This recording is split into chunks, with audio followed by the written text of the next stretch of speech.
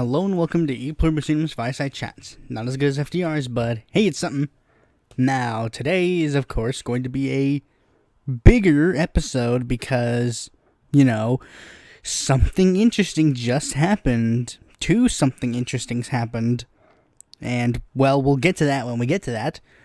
But before I get into that, I'm actually going to be going over a lot of the stuff that I say in this episode again because, well, I don't know when it's coming out, but the Sunday that this comes out on a Monday, so I would have recorded this part yesterday. But basically, there's going to be a video that is on the Hill of Roses channel, and it's going to be like a little thing, like where it's going to be him and 3 other guys, and we're going to talk about stuff. And the topic of this video will be, this one, but also that one will be the Democratic debates, and, we'll just chat along. But, we'll get that episode, mine won't be the first one that'll be out, it'll be like the third one that'll be out. But, you should check out the other 2, why not? With all that out of the way, let's get right into the news. We're actually going to start off with a positive thing first. Illinois becomes 11th state to allow recreational marijuana. Illinois' new governor delivered on a top campaign promise Tuesday by signing legislation making the state the 11th to approve marijuana for recreational use in a program offering legal remedies and economic benefits to minorities whose lives critics say were damaged by the wayward war on drugs. Legalization in Illinois also means that nearly 800,000 people with criminal records for purchasing or possessing 30 grams of marijuana or less may have those records expunged, a provision minority lawmakers and interest groups demanded. It also gives cannabis vendor preferences to minority owners and promises 25% of tax revenue from marijuana sales to redeveloped impoverished communities. Yes, let's keep going with this. While we're at it, why don't we legalize weed all across the nation? Nah, who am I kidding? It's never gonna happen. State after state after state realizes that marijuana legalization is logical, but, come on, it's not gonna happen. It's not like a good majority of people want marijuana to be legalized. Oh yeah, right. Actually, yes. They do want marijuana to be legalized. Why wouldn't they? It's the big thing. It's not it's like gay marriage. It's just the thing everybody's jumping on. Medicare for all and climate change, that's the issues people are jumping on now, but this is an issue that is big. So yeah. Next story, because that's pretty much all that is to that story. Now here's bad news. House clears border aid bill after Pelosi bows to McConnell. The overwhelming vote in favor of the bill comes after the Speaker fought with Republicans and members of her own caucus. The House cleared a $4.6 billion emergency aid package Thursday to address the humanitarian crisis at the southern border, sending the bill to President Donald Trump for his signature after Speaker Nancy Pelosi bowed to Senate Majority Leader Mitch McConnell. The 305 to 102 vote in favor of the legislation came after Pelosi fought Republicans and members of her own caucus to push for additional language to protect migrant children as a part of the package, but was forced to take up the Senate bill, which didn't include such restrictions. The reversal was a rare defeat for Pelosi and a win for McConnell in the weeks-long contest before the border aid bill. Hashtag the resistance, everyone! Nancy Pelosi only had the majority in the House, so, how could she have not passed this? Oh, wait, that's right. She apparently bows her head to the moderate Democrats who fuck her over on everything. This is my biggest problem with the whole thing about, progressives and Nancy Pelosi. Because progressives, they always bow their head to Nancy Pelosi. Oh no, we gotta like Nancy Pelosi. We gotta vote for Nancy Pelosi. Because if we vote for Nancy Pelosi, we'll get something in return. The moderates, always shit on Nancy Pelosi. They always do everything in their power to prevent her from being speaker. They run against her, like with Tim Ryan. They vote against her, like when Beto O'Rourke and Seth Moulton voted for Tim Ryan for speaker. They do everything in their power to make it so that Nancy Pelosi does not become speaker. And yet Nancy Pelosi just bows to them. And what do progressives get? They get nothing. And they've been loyal to her.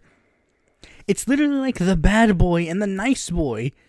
One's the nice boy that'll always give you flowers, and the other one is a mean boy who will beat the shit out of you and give you a black eye. Yeah, you better go to the bad boy because the bad boy's cuter. Oh boy, this is why we need someone to run against Nancy Pelosi for speaker from the left. We don't need Seth Moulton to run against her. Ooh, Seth Moulton, you're gonna run against her for speaker? Yeah, we definitely want you to be speaker instead of her. It's infuriating. She always bows and begs like, oh yes, please, moderates, vote for, be my friend. Oh, this is, and then it's weird. It's really infuriating. I'm kind of at a loss for words because it makes literally no sense. Especially considering, isn't the whole thing about like corporate establishment politics that you become friends with everybody and work your way to the top and get all the corporate money and blah blah blah? Oh wait, moderates do that, so I guess that makes sense. Okay, so more bad news, and it's actually kind of good news, but also bad news because of the context. Former staffer accuses Duncan Hunter of groping her at 2014 party. Former congressional staffer alleged that on Wednesday that Representative Duncan Hunter groped her at a party in 2014, according to CNN. Rory Riley Topping, who was previously a subcommittee staff director for the House Veterans Affairs Committee, told the network that Hunter approached her at a bar after the National Republican Congressional Committee dinner. Duncan Hunter had told me that he wanted to talk to me about Agent Orange, which is an issue that the committee was dealing with at the time. I politely said, great, I'll get in touch with your staff. And he kind of leaned in and said, no, I want to talk to you about it, and had reached over and pulled himself very close with his hand on my behind, Riley Topping told CNN. Riley Topping said that she told Representative John Runyon, this is gross, this is what happened, Duncan Hunter just grabbed my ass. I don't want to be here anymore, according to CNN. Two former colleagues, as well as her then fiancé, told CNN that she had told them about the alleged incident soon after. Riley Topping told the networks that she did not report the incident to her supervisors because such behavior was a commonplace on Capitol Hill at the time. This kind of stuff happens all the time. Even though it was something that felt inappropriate, it also unfortunately didn't seem unusual, and I felt that it was not physically injured. I wasn't raped, she told CNN. The allegations come the same week prosecutors alleged in the court filing that Hunter supported 5 extramarital affairs using campaign funds and was indicated in August on charges that is wire fraud, blah, blah, blah. But anyways, that's the thing. So Duncan Hunter has been accused of groping a woman. And yeah, that's bad, 100% bad. And he's also been accused of 5 extramarital affairs, which he pursued with campaign finance violations. The thing about Duncan Hunter is that he's one of those super Trump Republicans, like, Trump is my best friend, and He ran against Amar Campa-Najjar in the last election, and was like, this guy's a Muslim Mexican, therefore he's a Taliban illegal immigrant. And here's the thing, there's a website called Mother Jones, you probably know what it is, but they have this whole list of, like, all of the things that Hunter had spent his campaign finance, that he spent with campaign finance money, which included a family Thanksgiving vacation to Italy, a vacation to Hawaii, vacation to Las Vegas, vacations to Pittsburgh, London, Lake Tahoe, and Washington, D.C., food and drinks at various restaurants, stuff from Costco, stuff from Walmart, stuff from Barnes & Noble, from Target, from Michael's Craft Store, like J.C. Penney's, Sears, Rite Aid, beer, wine, alcohol, and groceries, fast food from In-N-Out, Carl's Jr., Jack in the Box, Wendy's, McDonald's, Burger King, Taco Bell, La Salsa, Pizza Hut, Rubio's, Domino's Pizza, Wiener Schnitzel, Panda Express, KFC, and Minchini's frozen yogurt, fried yogurt, what? And airline tickets. They've spent like a shit ton of money on. Oh wait, there's more. There's a lot more. Like iMac computers, Treasure Island hotels, Men's Warehouse to recut 2 pairs of pants, tickets to the Del Mar racetrack. What? This is like, you spend all of this money? You spend this campaign finance money on this? Food and booze at Safeway, Olive Garden, food and drinks at Del Mar Racetrack. Well, at least I know he was getting a nice, delicious meal. But anyways, I'll include this article in the description because it's just a fun read. Like he bought all this stuff with campaign finance money. The campaign finance stuff. I mean, Amar Campa-Najjar, with the small donations that he gets, he won't have enough time to spend campaign finance money on this. All he has to do is spend it on the campaign because he only accepts small donors from the likes of you. Yeah, you can tell who I'm endorsing in that race. I endorsed him last time around because, makes sense. Okay, so here's a kind of a list. I mean, it's another one of those lists, but it's a list that's kind of important, sort of. We all know that there's people talking about Trump's impeachment. Well, there is now 80 members of the House of Representatives that has called for the impeachment process to begin. And just for fun, I'm going to list all of them. Okay, so here we go.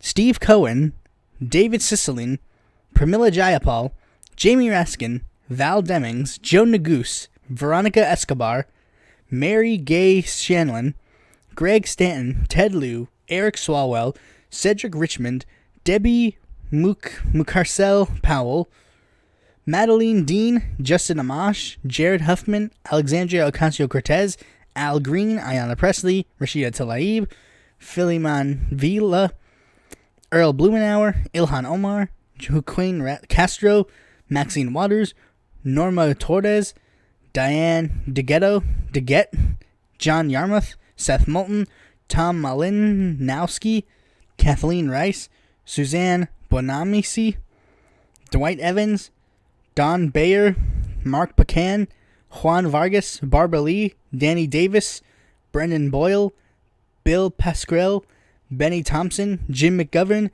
Shelley Pingree, Jesus Chuy Garcia, Mark Desaulnier, Raul Grijalva, Bobby Rush, Jackie Spire, Betty McCollum, Mike Quigley, Alan Lowenthal, J.K. Butterfield, Adreno Espaliat, Gwen Moore, Paul Tonko, Alma Adams, Tim Ryan, Grace Napolito, Nanette Berrigan, Marsha Fudge, Yvette Clark, Dan Kidley, Andy Levin, Carolyn Maloney, Katie Porter, Brian Higgins, Brenda Lawrence, Jan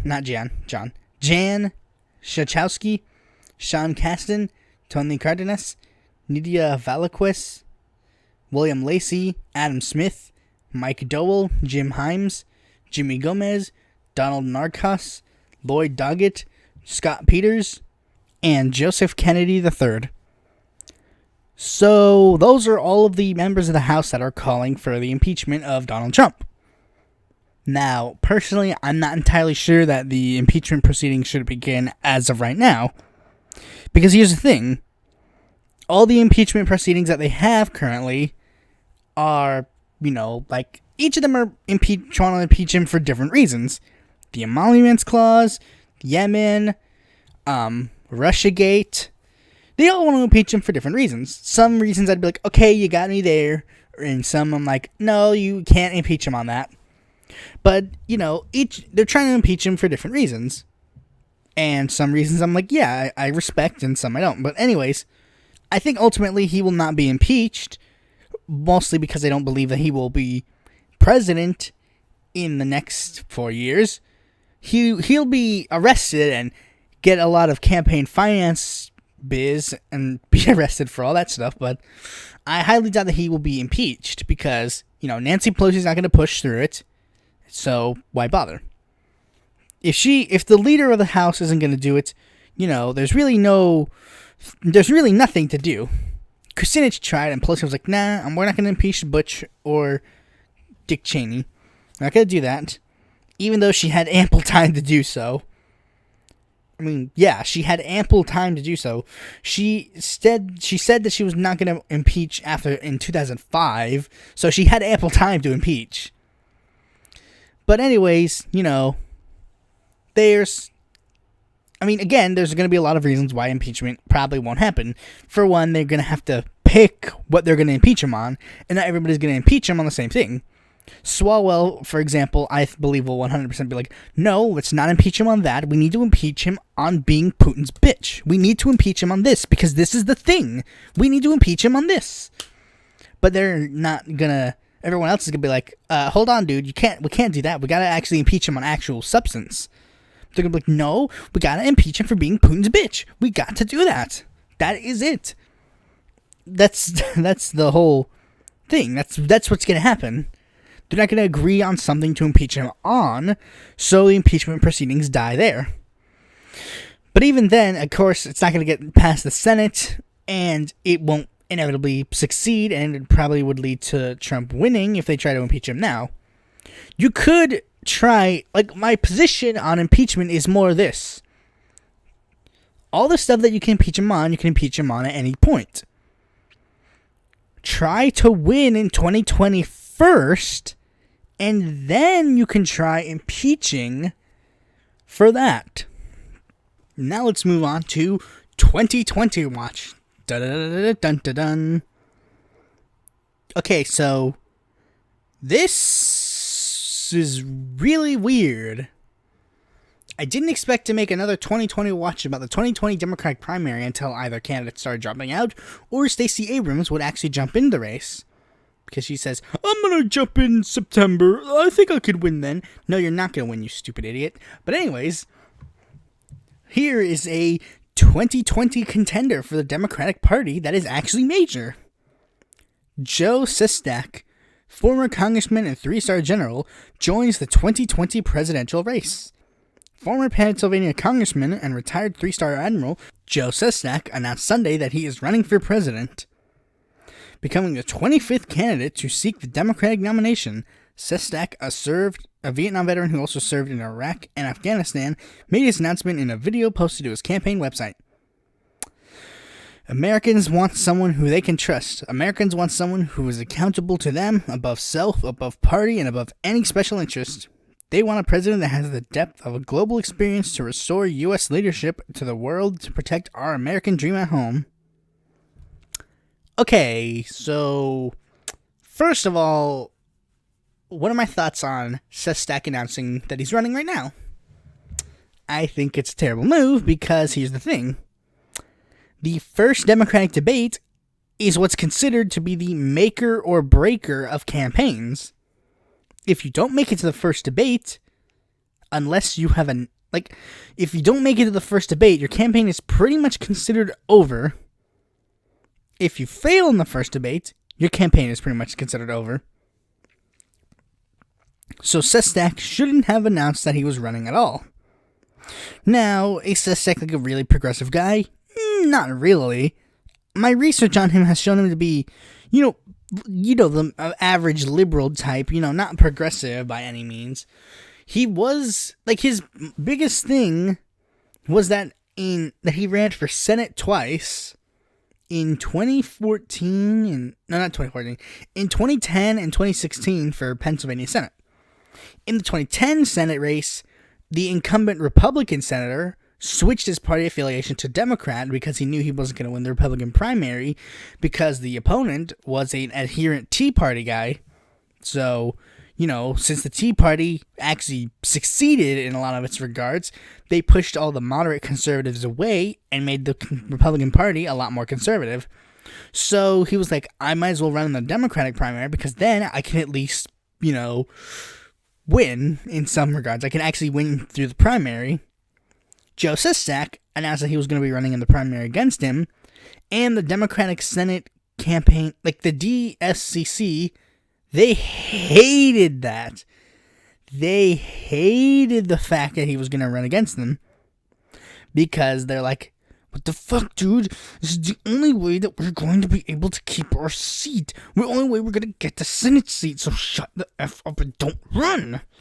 He ran and he won the primary, and the Democrats just completely bailed on his campaign. They just like, nope. They just left. It was kind of like the Alvin Green candidacy. They didn't really care at all.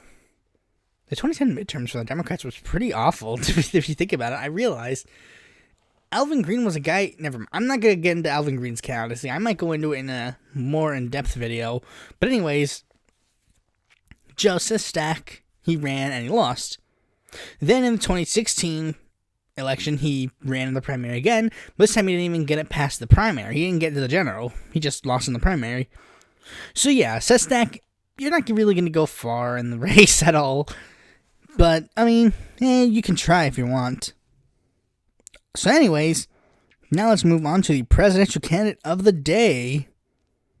I mean, I really, really hope that you guys voted that one out, because that would have been a whole lot better, and I wouldn't have had to research this candidate, because I mean, it's not that I don't care, but it's like really hard because a lot of these guys don't have prominent websites. So anyways, here's Scott Bradford. He's an independent conservative candidate. He says, like, our nation was built upon some key ideas: the natural law theory of human rights, the principles of federalism and limited government, and an emphasis on the fiscal responsibility and stability. The U.S. Constitution rests upon these ideas. The proper functionings of our government relies on them. These are timeless, non-negotiable ideas, and yet we must see them forgotten of. Blah, blah, blah, blah. But anyways, he's basically saying, like, we gotta balance the budget. We gotta do all this stuff.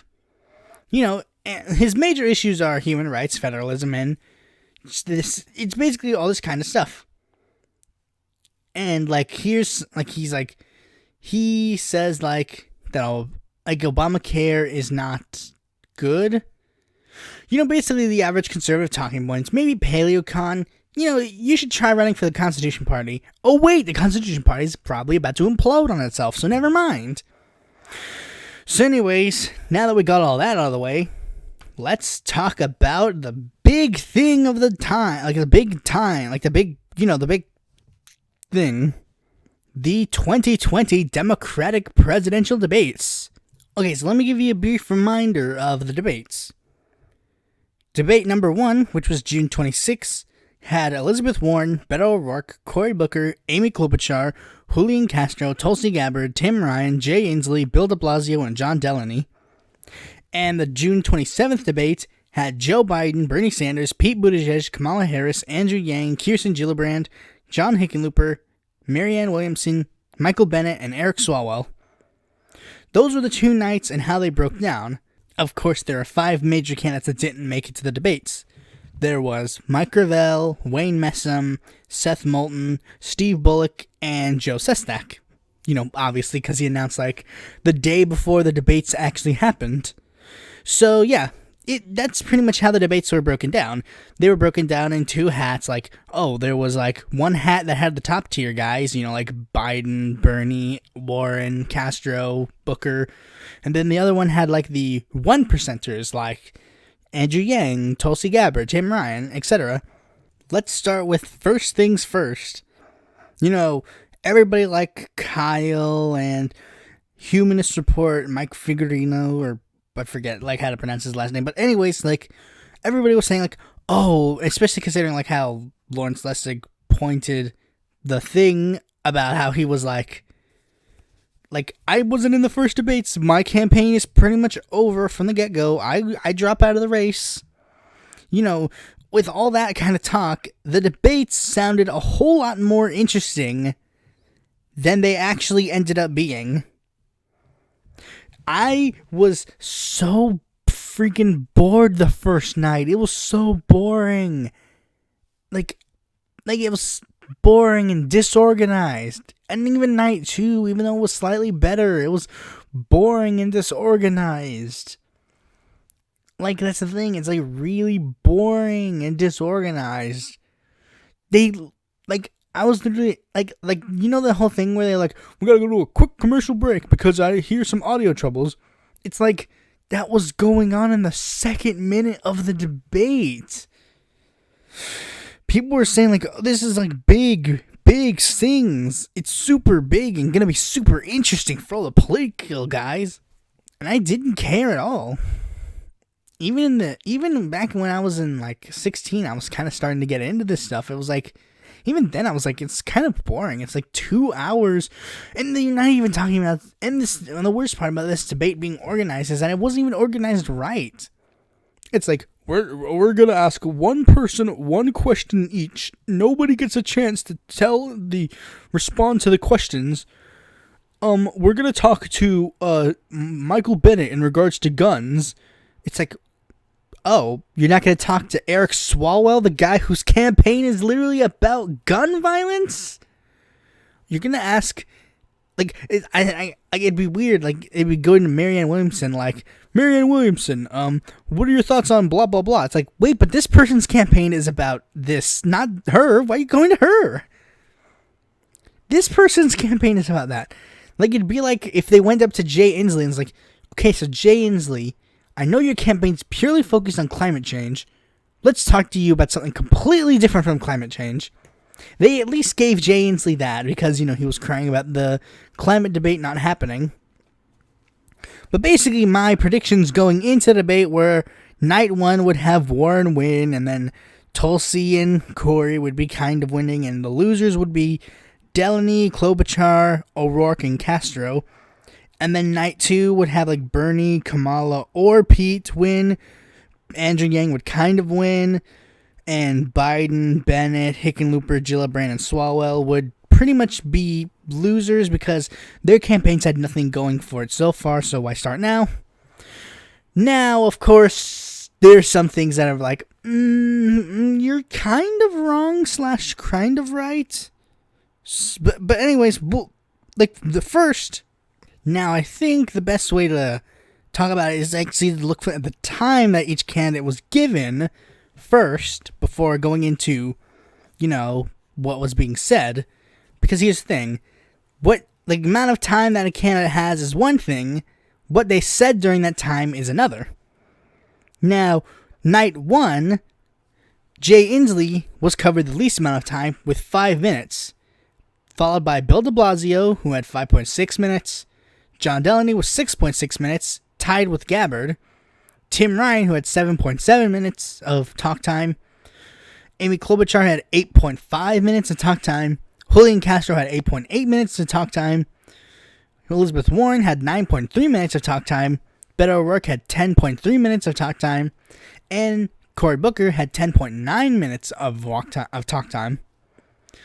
And now that's, of course, slightly strange because it's like, wait a minute. Warren was polling the highest. Why didn't she get to talk the most? Well, for starters, in the beginning of the debate, she did have a lot to talk about. She was pretty much, I remember, watching the debate, and it was literally like, Elizabeth Warren, you say something. Okay, now Cory Booker, Beto, Klobuchar. Okay, back to you, Warren. It's like, wait a minute, what about Gabbard? What about Tim Ryan? What about John Delaney? But anyways, night 2 had it made kind of more sense talk time. Andrew Yang talked the least with 3.0, 3 minutes of talk time. We'll get to that in a second. Eric Swalwell with 4.3 minutes of talk time. Marianne Williamson with 5 minutes of talk time. We'll get to that in a second. John Hickenlooper with 5.2 minutes of talk time. Kirsten Gillibrand with 7.5 minutes of talk time. Michael Bennett with 8.1 minutes of talk time. Pete Buttigieg with 10.5 minutes of talk time. Bernie Sanders with 11 minutes of talk time. Harris with 11.9 minutes of talk time. And Biden with 13.6 minutes of talk time. That makes kind of more sense, but Bernie probably should have been given more talk time than Harris because he was polling higher. But, anyways, that's just if you want to be technical and all that. Now, again, just because they had all these minutes of talk time doesn't mean they had anything of substance to say during these minutes of talk time. Like, I actually took, like, very strange and erratic notes. Like, here's literally my first note that I did on day one. Warren started, with a populist left economic platform. Klobuchar said nah. Like, I mean, my notes were kind of erratic, and I don't entirely know if I want to just read them out. I kind of contemplated just reading out my notes to give you, like, a, like a condensed version of the debates. And I mean, my second one literally says, Beto spoke Spanish for some reason while dodging question, and Cory gave him a da fuck look. Okay. Oh, here's one for Tulsi. Tulsi just went straight into foreign policy and a progressive platform. Applause. Oh, here's one. Ainsley segued into abortion. I don't know why. Yeah, because Ainsley, like, I don't remember what was the context, but he just, at one point they were talking about something, and he just segued into be like, hold on, everybody. I am the person on this stage with the biggest pro-choice platform out of all of you. I'm the best pro-choice person on the stage. And then Amy Klobuchar was like, I can think of 3 women on this stage who have a better pro-choice platform than you do. And I mean, but anyways, like, but anyways, I think I'm just gonna go straight into, like, my big things. Like, first I'll go with night 1 and explain, like, what I thought of the, like, who I thought won, who I thought lost, who I thought was alright, or blah blah blah. And I'll give explanations to why. And I'll use some of my notes to explain kind of why. Okay, for starters, who do I think lost? I don't think pretty much everybody on the internet agrees who lost. The biggest losers of the night were Beto O'Rourke and John Delaney. Why did Beto O'Rourke lose? Well, it's very simple. His honeymoon phase has officially ended. His honeymoon phase was literally like, oh, he's running against Ted Cruz. He must be the most progressive man in the world. Secular Talk and TYT and Jimmy Dore all agree that he's pretty super progressive and we love him. We're going to support him and blah, blah, blah. Like, they literally said Bernie-style progressive wins in Texas. His whole honeymoon phase, much like Stacey Abrams and much like Andrew Gillum, much like those guys, the honeymoon phase has officially been ended. I mean, to be granted, they're still trying to milk Stacey Abrams' honeymoon phase, but Beto's honeymoon phase has officially been canceled because he answered pretty much no questions with the amount of airtime he got. He literally, his whole thing was like, that's a very good question. Spanish, Spanish, Spanish. It's like, wait, what? Wait, what? Hold on, what? He got into a huge fight with Julian Castro on immigration. Like, and that's the thing. Castro literally called him out, just like, you voted for this thing. That would make this, you voted for this. That would be bad for the immigration. And he's like, I mean, all my notes for Beto literally end pretty much. Like, they actually pretty much end. Like, look, you obviously can't look, but my last note is literally about Beto and Castro getting into a cat fight. Literally none of the other notes, like literally no other notes about Beto in that. So, yeah, I pretty much forgot about pretty much all of what Beto said in the latter half of the debate, if he said anything at all. Because I think the latter half of the debate was pretty much Booker and Gabbard and Ryan and those guys getting into a fight. I contemplated putting Tim Ryan on this, like, on the loser list, but I don't think Tim Ryan, like, lost, or even Klobuchar for that matter. I think they just kind of stagnated because of how much of a failure the other two guys are. And, of course, John Delaney. John Delaney had 6.6 minutes of screen time, and he desperately wanted to use it. Especially considering parts of those minutes definitely were not given to him. He was literally just like, excuse me, can I interject? Actually, because blah, blah, blah, bipartisanship, blah, blah, blah. That's his whole thing. Like, that was pretty much him in the entire debate. He was this debate's Jim Webb. Jim Webb saying, like, I need more screen time. Can I get more screen time, please? Like, that's John Delaney. And there's one point where Chuck Todd literally called him out on his bipartisanship. They're like, John, how could you be bipartisan when the opposition party literally saying that we will not listen to anything your party provides? We won't hear any of these bills. We won't hear any of these justices. We're just not going to hear them. How are you going to be bipartisan in that? And he's like, I will be bipartisan. It's like he's trying to be like openly proud and bisexual, but he's not. Like, he's like, you don't have to be a Democrat or a Republican. You can be both. And much like bisexuals in the LGBT community, Delaney was kicked away and shooed and destroyed. Pretty much. Okay, so here's the thing. There are two people that the media seems to think did better than they were. I actually thought that one of these people did better than I thought, but then after looking back, I'm like, maybe not. Because I realized like a lot more people were saying another person did well, and I'm like, I don't see it at all. And those two people are Cory Booker and Julian Castro. The media keeps saying like Castro did great. Everybody's like, Castro did amazing. Castro was one of the winners of this debate. And I'm like, I don't see it really.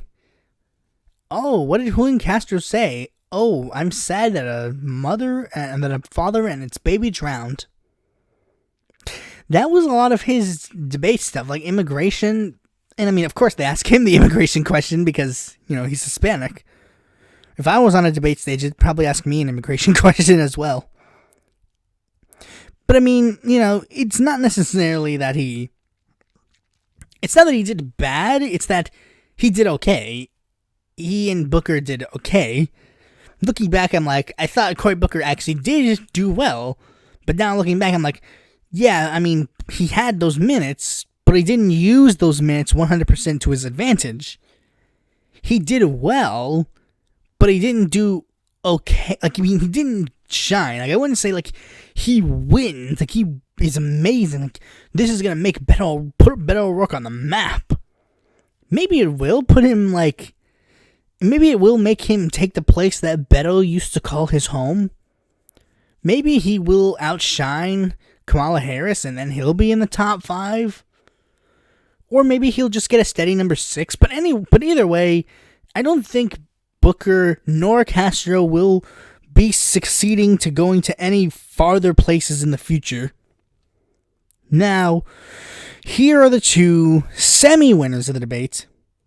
Now, I mean, there's the big winner, like the person that I think did the best, quote unquote, because I thought the first debate was pretty much a failure in a lot of regards, so saying a winner was there is pretty much like the equivalent of saying that the Chicago mayoral race had a frontrunner. It didn't. It had the closest thing it had to a frontrunner was someone who was polling barely higher than second place. So yeah, the two semi-winners are kind of people that are, I mean, you would expect. There's one person that is also considered a winner, but I'm like, I don't really see it either.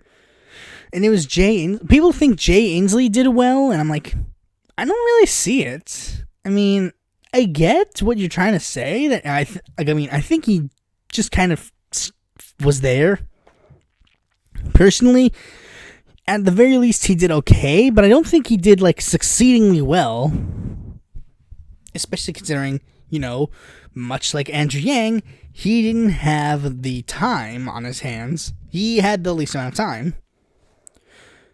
But the two people that I think were semi-winners, one of course is being Tulsi Gabbard. And we all know why Tulsi Gabbard is succeeding. Now, many people actually think that she was very slow in the beginning of the debate. And yeah, I think maybe Tulsi should have interjected more. But I mean, there's some people like Nico House who, I mean, we'll get to that in a second, because Nico did a response to a tweet I made. But anyways, I mean, he said, like, I mean, not he, like, Tulsi, she, like, the first answer she had in the debate, they were like, do you believe in, like, equal pay for equal work? And then she just went straight into her foreign policy and progressive platform. Many people consider that a flop. I don't really see it that way. I think she did well, because after she gave that answer, everyone applauded. And then, of course, we have the famous, or infamous, considering if you were a Tim Ryan supporter, exchange with her and Tim Ryan. With, of course, Tim Ryan saying, like, oh, we need to stay in these foreign engagements. And then Tulsi's like, no, we should not. I should know, I'm a veteran. I've seen the cost of war.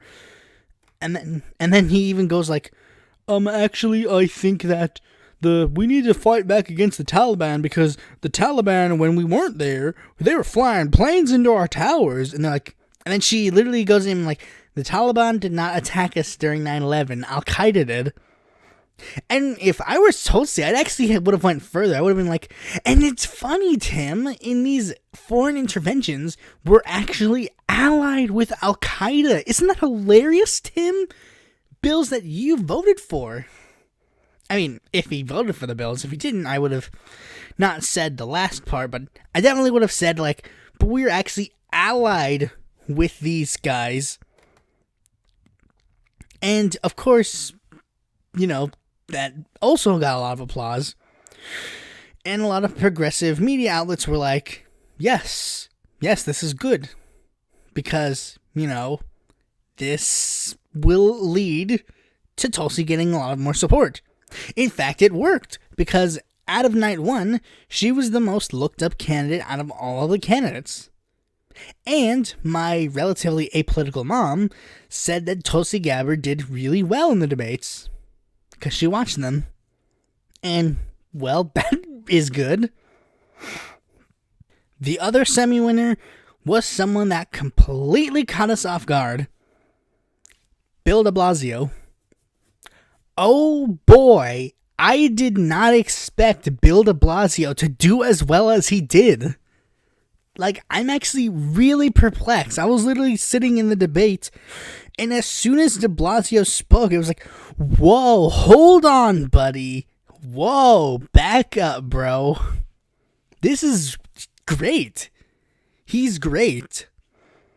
Like, I really like Bill de Blasio. I mean, actually, literally going out of this debate, I literally am saying, like, I do like Bill de Blasio now. And I think that I'm going to have to do some candidate restructuring. I don't know how far it's going to go, but as of right now, Bill de Blasio has kicked Jay Inslee off of his platform. And now he's like, I literally contemplated making like a meme like, you know, friendship over with blank, new friendship with blank. Like, friendship over with Jay Inslee, new friend is Bill de Blasio. Because Bill de Blasio, he did really well in the debate. He called out Beto O'Rourke and, like, the private insurance. He tackled the immigration issue itself. And, like, he literally was, like, just going policy and policy and policy. He was just going into it. And he did really well. It was really surprising. And Kyle Kalinske was right. I was thinking, like, I remember watching the video and I was like, Kyle, I mean, Bill de Blasio, I mean, maybe someone else, like, I don't know. But Bill de Blasio, I'm not sure. But yeah, Bill de Blasio did really well. And I really do think that he would be a good candidate for president. I mean, I did shit on the fact that Bill de Blasio ran, because he's running on the platform, like, putting working people first. And I'm like, dude, you have a lot of competitors for that choice. You really don't need to put your voice in there as well. Especially considering there are other things that you could be doing instead. But anyways, I really do think that Bill de Blasio is gonna do well, I guess. I'm not entirely sure if he's going to, you know, do a lot of things. But I mean, he did well in the debate, and that's one thing. Now, of course, the real winner of the night was Elizabeth Warren. Why? Because the night was kind of stacked to have her be the winner. She kind of went into like the progressive policy platform and, all that kind of stuff. I think she voted, I'm not entirely sure. I think she rose her hand for the private insurance thing. I remember the private insurance thing. And she was like, she was the only candidate aside from Bill de Blasio who raised their hand saying that they would eliminate private insurance. But I think she kind of like waffled on it, whereas Bill de Blasio was kind of like straightforward and straight to the point on Medicare for all and eliminating private insurance. I mean, if you don't agree with eliminating private insurance, that's one thing. But I mean, it did well for, Bill de Blasio, so I mean, I guess it'll do well. And it was the first night that she unequivocally said that she supports Medicare for all. And I mean, she did like a lot of populist platforms in the debate. And I mean, all Corey and like nobody was trying to take Warren down because she's not number 1 or even number 2. She's number 3. It's like someone trying to take over Wendy's as opposed to trying to tackle Burger King or McDonald's. If you're 3rd, you really have nowhere to go but up. And they really just didn't. They just wanted to make it. The candidates that were there, they just wanted to make a name for themselves, rather than trying to take down Warren and try to get to be number 3.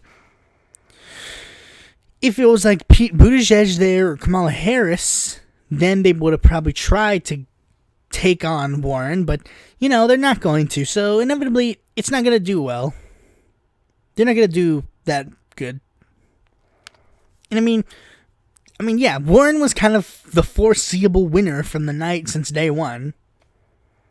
You could argue maybe Bill de Blasio and her won, or Gabbard and her won, but I mean, overall, Warren is clearly the winner by default. Now, night 2. Night 2 was a whole lot more interesting than night 1, because we had the big boys on stage. Joe Biden, Bernie Sanders, Kamala Harris, Pete Buttigieg, Andrew Yang, Marianne Williamson, Eric Swalwell. Oh boy, Eric Swalwell was the clear winner of the debate. I mean, no shadow of a doubt. Like, nothing will convince me otherwise of Eric Swalwell winning the debate. Hold on, I forgot to take my antipsychotic medication for a second. Oh wait, he didn't win at all. In fact, he was probably one of the losers. Now, I say probably because I think Swalwell did kind of lose, but it kind of teeters on being just there to being a loser. I would say loser because, Swalwell had the same electoral strategy as John Delaney. Can I interject? Is it my turn now? Me. Whereas other people either try to be quiet or not. Now, Swalwell, even his attacks on other candidates were boring. Like, you guys are old. Bernie and Biden, you guys are old. Pass it on to the new generation. Take it from me. I primaried Pete Stark, a guy who was super for Medicare for all, legalizing weed, and was one of the few atheists in Congress. Ro Khanna wanted to primary him, but he said no because Pete Stark is a super progressive. I was like, nope. I'm not kidding, look it up. That's how Eric Swalwell got a start in politics. He nearly became Ro Khanna's opponent in the primary. Swalwell, you're so bad that you were the sole person to endorse Martin O'Malley in the last election. Martin O'Malley did not return the favor. He endorsed Beto O'Rourke. Sucks to be you, Swalwell.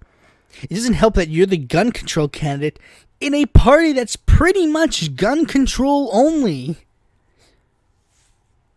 And trying to shit on Bernie, like, oh, Bernie Sanders, you're gonna shit on the big progressive candidate Bernie Sanders?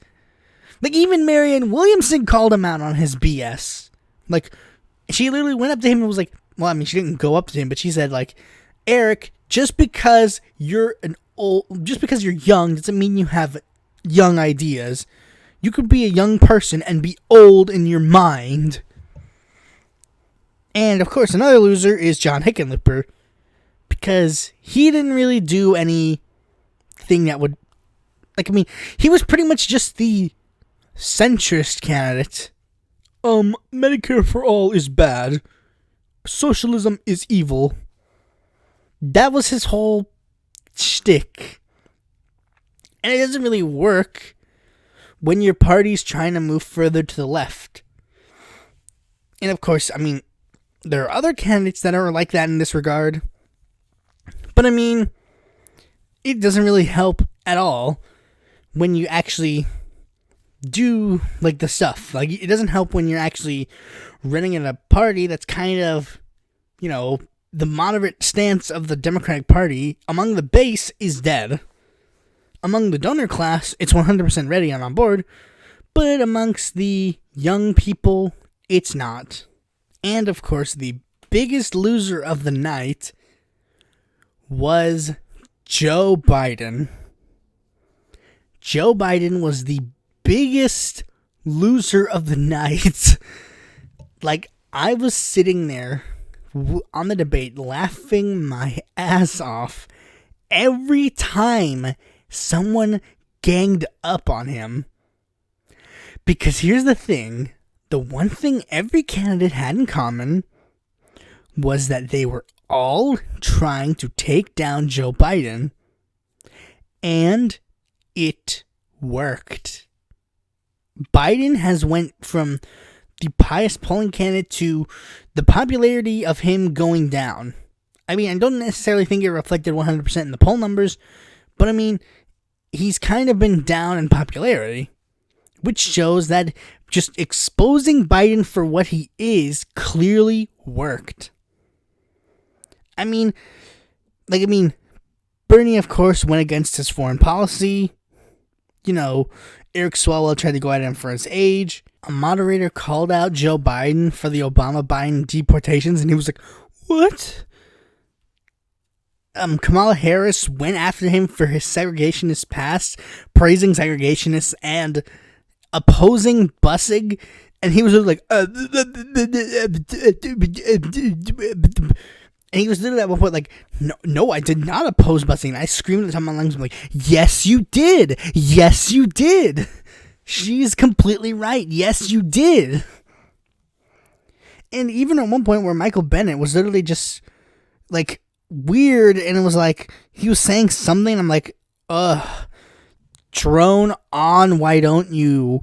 And then just this, he was like, this budget deal that he says that he helped Mitch McConnell with, these actually push the Bush tax cuts permanently. And I'm like, oh shit, never mind. Bennett, you're doing well at this moment. It's kind of why I don't put him in the loser category, because just that one moment made it he went from it's kind of like a math problem. He does the equation and he ends up in the negatives, but then you just add +1 and then it just becomes a 0. And of course, there's one candidate that is kind of being divided amongst the left. Marianne Williamson. How did she do? I don't know. I put her in the I don't know category because going out of the debate, I wasn't I was thinking I don't think Williamson lost, but I don't think she won either. But what she said and what all this stuff is, I don't know at all. I literally had no clue what Marianne Williamson his electoral strategy was. She was love, and I knew she was all about these just love trumps hate stuff before, but I knew all this stuff going in. She was a hippie, and she likes the crystals and thinks that they'll heal you and instead of actual medicine. I knew a lot of the stuff going into the debate, And I mean, she said a lot of things that were weird, like, what are your thoughts on these prescription drugs? We shouldn't have a plan in regards to our health care. I agree with my friend Michael Bennett here. And then, like, I'm sorry that we couldn't actually talk about defeating Donald Trump. I have no clue what her electoral strategy was. But the weird thing is, it worked. It really worked. I mean, out of all the candidates in night 2, she's actually the most researched. And I mean, it's not necessarily 100% positive. It's usually to make fun of her. They're at least acknowledging her campaign exists. Somebody might throw her a couple of bucks for fucks and giggles. This is inevitably going to work well for Williamson. I didn't think out of these two guys, I didn't think Williamson would end up with a better turnout than Yang. But I mean, she did. I don't know if she technically lost the debate, but I mean, it technically worked in her favor. Now, while on this subject, Andrew Yang, oh boy, the Yang gang was disappointed. I was disappointed. That whole night I was sitting there, Andrew Yang was standing there, and he was like asked a question like 15 minutes into the debate. And then like an hour later, he was asked question 2. And like a lot of people were like shitting on Yang. Like, oh, Yang he didn't talk at all. He was like a terrible debater. He needs to jump in more. And I was thinking like, I remember seeing something in the debate. And I remember like seeing there were a couple of times where Yang was raising his hand up and he was talking. I'm like, wait, hold on. Wait. He's raising his hand, and they didn't even acknowledge him. Like it was like Kirsten Gillibrand and him, and he was like raising his hand. I didn't know 100% what was happening, but like it was like during an argument, and Yang had his hand raised, and then Kirsten Gillibrand had her hand raised. He was like, and then they're like, Mrs. Gillibrand. And then actually, like, upon further inspection, I saw that same clip, and it was like, wait a minute. Yang's mouth is moving. Yang's mouth is moving. Yang, what happened? And then Yang explains, like, well, my mic was cut. His mic was cut from the debate. And MSNBC was like, no, it wasn't cut. But the problem is, they could have easily blamed it on something else. It could have been because they had like huge technical difficulties going through both nights. They could have easily said, "Oh, it was a technical difficulty. My bad, Yang. Sorry." But they didn't. They just said, "No, just untrue." There's video footage of Yang trying to interject, and his mic clearly not working. You either cut his mic or it was a technical difficulty. This is the reason why I'm not going to put Yang in the failed category of the debate. Because technically it wasn't his fault. It wasn't his fault at all. And I mean, it really wasn't his fault at all. And that's why I'm part of the hashtag Let Yang Speak. Because this is unfair. People paid money to get Yang on the debate stage. And they couldn't even give him the opportunity to talk. It's so disrespectful. It's literally so disrespectful. And of course, they can get away with it with Yang because Yang isn't popular. Yang isn't Bernie. If Andrew Yang was the highest polling candidate, like Joe Biden or Bernie Sanders, they couldn't do it. They couldn't get away with it. It's like the reason why they were able to get away with, like, you know, shitting on Bernie and pretty much literally screwing the election in favor of Hillary Clinton and against Bernie Sanders last time around because nobody knew who he was. But now that people know who Bernie is, they can't do that to him. They have to do it to Tulsi Gabbard, and they have to do it to Andrew Yang. They have to do it to the smaller guys. They can't do it to the big guys. bigger you are as a candidate, the more they can't ignore you. That's why I'm actually fully on board with people donating to Andrew Yang and giving Yang the attention he needs, because, Yang literally got screwed in the Democratic debate. And I mean, the funny thing is, there are a lot of people like, I think it was Movement for the People's Party, or I think it was Lee Camp. Yeah, it was Lee Camp, who said, to all the Yang Gang supporters who were mad that Andrew Yang got screwed over, welcome to the Democratic primary, baby. So yeah, Yang, he of course didn't get to speak that much, so I'm not going to put him in the lose category, because I think if you give Yang at least the opportunity to speak, he would do way better. Maybe even a semi-winner category, or maybe even just an okay. Now, the two semi-winners, in my opinion, are Pete Buttigieg and Kirsten Gillibrand. Why Pete Buttigieg? Because, well, I mean, with the centrist vote leaving Biden, it had to go somewhere. And Pete Buttigieg inevitably ended up being the guy. He can end up doing a better Obama impression than Beto O'Rourke, as Kyle Kalinske would constantly say. Pete Buttigieg has the advantage of being, of course, a minority because he's gay. But Pete Buttigieg has a lot of, really doesn't have, he didn't really do that well in the debate. But I mean, he did well enough that he would be noticed. He got some of the largest amount of time on the debate. So, inevitably, he would do well. At least in regards to the debate. He did spend a lot of time, kind of being platitudey.